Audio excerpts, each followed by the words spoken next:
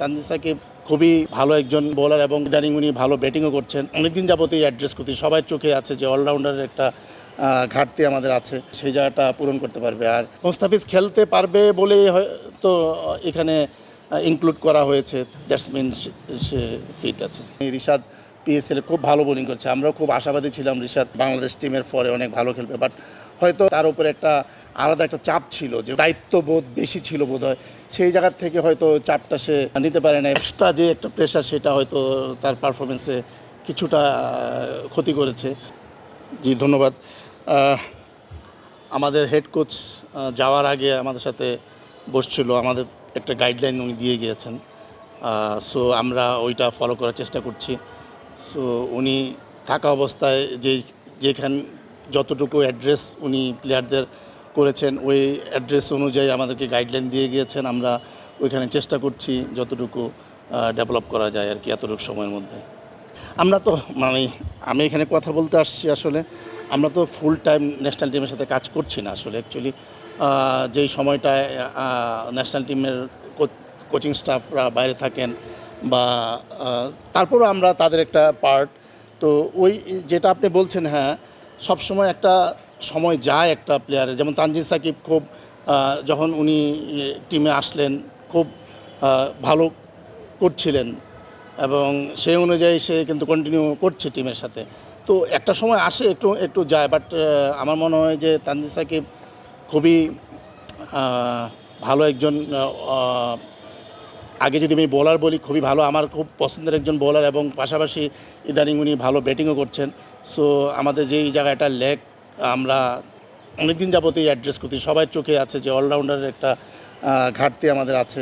So আমার মনে হয় যে সেই জায়গাটা পূরণ করতে পারবে। আর রিশাদের জায়গায় যেটা বলেন আপনি, রিশাদ পিএসএল খুব ভালো বোলিং করছে, আমরাও খুব আশাবাদী ছিলাম রিশাদ তার বাংলাদেশ টিমের পরে অনেক ভালো খেলবে, বাট হয়তো দেশের পরে খেলা বা তার উপরে একটা আলাদা একটা চাপ ছিল, যে অন্যান্য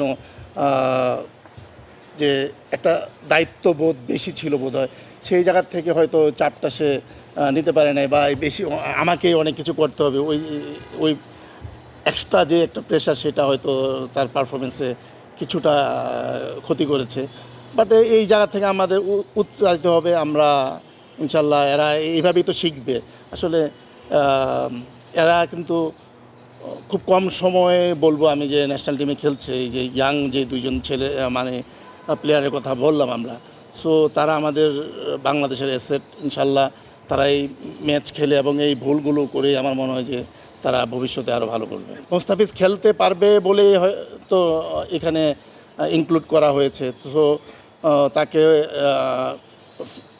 মানে বোলিং করানো, ও আজকে শুরুর দিকে সকালে তার বোলিংটা শেষ করেছে, নেটে বোলিং করেনি, হয়তো কালকে বোলিং অফ আছে সবাই, পরশু দিন হয়তো সে নেটে বোলিং করবে। বাট আমি মনে করি যে সে যদি ইনজুরি ক্যারি করতো তাহলে হয়তো এখানে ইনক্লুড করা হতো না তাকে। শ্রীলঙ্কা সিরিজে মানে ওয়ান ডে বা টি20 স্কোয়াডে নেওয়া হয়েছে, দ্যাটস মিন সে ফিট আছে। ওইভাবে আসলে কোনো প্লেয়ারের সাথে ইদানিংকালে কথা হয়নি, ন্যাশনাল টিমে যারা খেলছেন ওইরকম কথা হয়নি, তারা ন্যাশনাল টিমে বিজি। তারপরে আমরা লোকাল ক্রিকেট খেলেছি, তখন আর ওই ব্যাপারে কথা হয়নি। বাট এই জিনিসগুলা কথা হয়নি আমার সাথে। বাট যেই জায়গাটা আপনি উল্লেখ করেছেন, আসলে ওইটা শঙ্কার বিষয়, এই জায়গা থেকে আমাদের বেরিয়ে আসতে হবে। কিছুক্ষণ আগে তানজিদ তামিমের সাথে কথা বলছিলাম যে ইনিংসগুলো বড় করা উচিত, সেও চিন্তা করছে, বলল যে হ্যাঁ আমি, সো তারাও চেষ্টা করছে যে এত সুন্দর স্টার্ট। যে তামিমের কথাই বলি যে লাস্ট সিরিজটা যদি আমরা বলি যে সবচেয়ে বেশি দুই টিমের যদি আমি করি যে এর মতো স্টার্ট কোনো প্লেয়ার করে নাই, বাট শেষটা করা উচিত। তো আমার মনে হয় যে এইখান থেকে বের হয়ে আসবে ইনশাল্লাহ আমাদের টিম। সে কিন্তু নিজে জানে সে অ্যাজ এ বোলার হিসেবে খেলছে, হ্যাঁ। তো তার ফার্স্ট স্কিল হইল বোলিং, এটা হয়তো সে বোঝে। সো আগে ফার্স্ট স্কিল সার্ভ করবে, তারপরে ব্যাটিংটা আসে। সো তার মধ্যে যেহেতু একটা ব্যাটিং করার কোয়ালিটি আমরা দেখতে পাচ্ছি এবং সেও অনুধাবন করতে পারছে। সো এটা একটা ভালো সাইন আমাদের জন্য, বাট ফার্স্ট স্কিল তাকে মিট করতে হবে। আমরা যখন এখানে চিন্তা করছি যে শ্রীলঙ্কান উইকেটগুলো ন্যাচারালি দেখা যাচ্ছে যে একটু বাউন্সি উইকেট থাকে, সুইঙ্গিং কম থাকে, সো খুবই ব্যাটিং ফ্রেন্ডলি উইকেট থাকে। সো আমরা চেষ্টা করছি যে ফার্স্ট উইকটা আমরা এখানে প্র্যাকটিস করব, যেহেতু মাঠের এখানে সুবিধা কম। আমরা সেকেন্ড উইকে চিটগং যাব, ওইখানে আমরা 2টা প্র্যাকটিস ম্যাচ খেলবো, পাশাপাশি 2টা প্র্যাকটিস সেশনও থাকবে এবং আন্ডার লাইটে প্র্যাকটিস করার চেষ্টা করব এবং আন্ডার লাইটে আমাদের 2টা প্র্যাকটিস ম্যাচ থাকবে।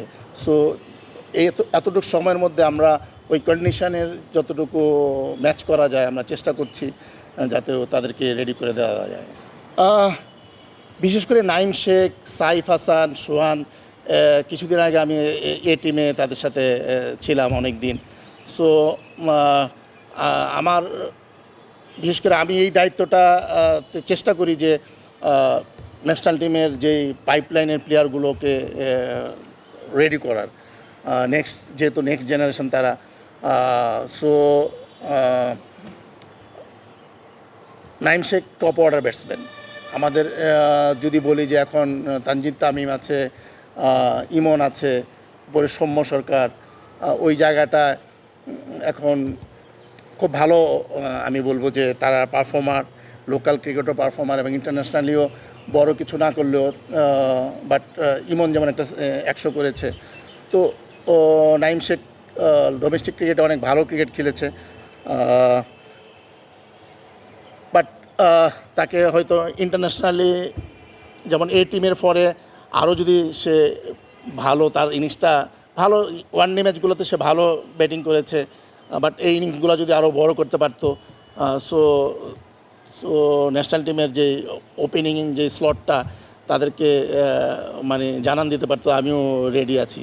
But say talented player, domestic cricket অনেক ভালো ক্রিকেট খেলছে। ইন্টারন্যাশনালি যেই খেলাগুলা এ টিমের পরে যে সে খেলবে, এগুলোতে যদি সে আরও ভালো ক্রিকেট খেলে, ভালো পারফর্ম করতে পারে, আমার মনে হয় যে সে রেডি হয়ে থাকবে যে ওই জায়গাগুলো পূরণ করার জন্য। না, আমি আসলে ওইরকমভাবে বাইরে চেষ্টা করিনি, মানে ওইরকম ইচ্ছাও জাগে না আসলে। ওই হোপটা এখন আর নাই। সত্যিকারতে হয়তো অনেক আমি এখনও পর্যন্ত হয়তো মনে করি না যে আমি ওই লেভেলে ফ্র্যাঞ্চাইজি কোচিং করানোর মতো ওই মানে বলবো কি যে নিজেকে মিট করতে পারবো কি না পারবো, ওই ওই ওই হয়তো ওই চিন্তা করে চেষ্টা করি না, বাট এই জন্য হয়তো করি না। Thank you.